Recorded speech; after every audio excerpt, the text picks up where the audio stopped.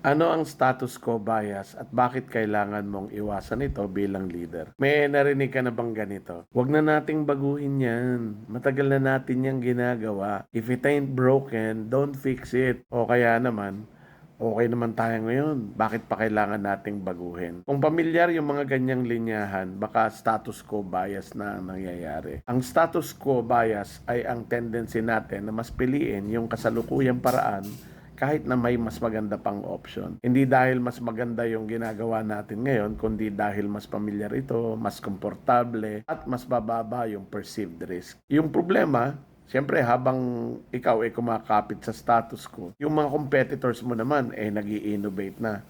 Habang ayaw mong baguhin yung proseso, nagbabago na yung expectation ng customers.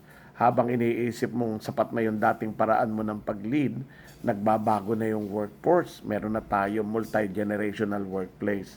At ang technology at yung business environment, nagbabago na rin. Tandaan mo, hindi lahat ng pagbabago ay improvement. Pero hindi rin lahat ng nakasanayan ay tama pa rin.